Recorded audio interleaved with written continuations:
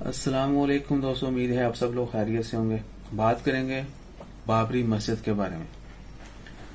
आप सारी हिस्ट्री से जरूर वाकिफ होंगे, जो कुछ अभी हो रहा है या जो पहले हो चुका है।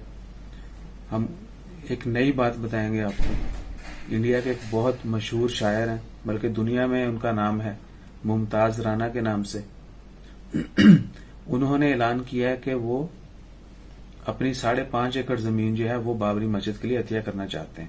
यानी बाबरी मस्जिद जो है उनकी जमीन के ऊपर बनाई जाए।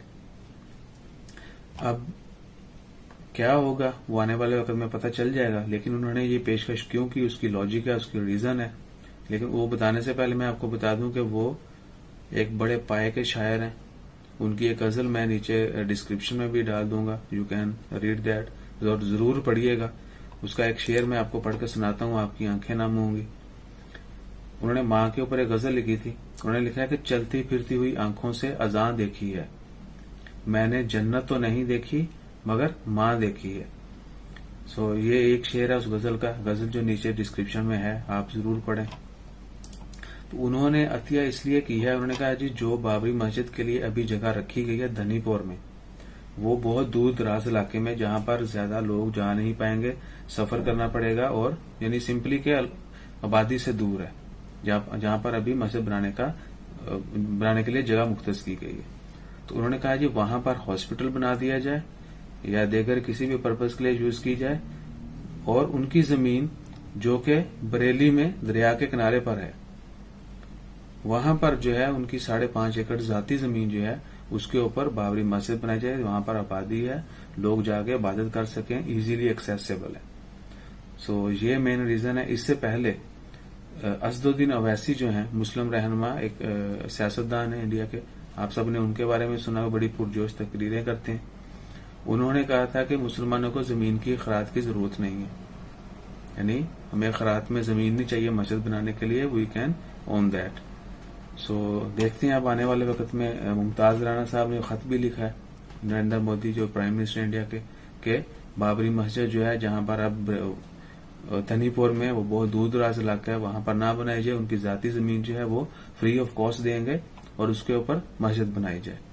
आप सब लोगों से यही दुआ है कि जो भी इस तरह के मामला हों उनको उनके बारे में जानते रहें। हमें हमारी हिस्ट्री का जरूर पता होना चाहिए, और दुआ करें कि अल्लाह ताला हम सब की मुश्किलात दूर फरमाए। जो भी मसाइल हैं किसी के भी, वो तमाम हल हों, और एक दूसरे का ख्याल रखें। हमेशा यूनिटी पर जो है वो यकीन करें, और अपने रिलेशंस जो हैं वो मजबूत करें। मैंने बहुत सारी पहली वीडियोज में बताया था कि इंसान का सबसे बड़ा असासा उसके रिलेशन है। आपकी विरासत में सबसे बड़ी विरासत आपका रिश्ता है।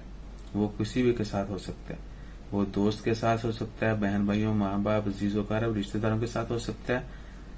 लेकिन हम जो है इन चीजों को बहुत पीछे छोड़ते जा रहे हैं। सो केयर करें, अपने रिश्तों को मजबूत करें।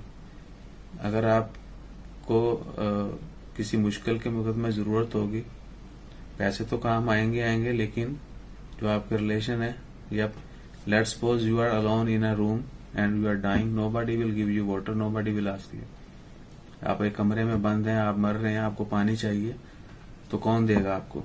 वो दीवारें नहीं देंगी, वो सोने का जो आपके घर में वो महंगी महंगी चीजें वो नहीं देंगी।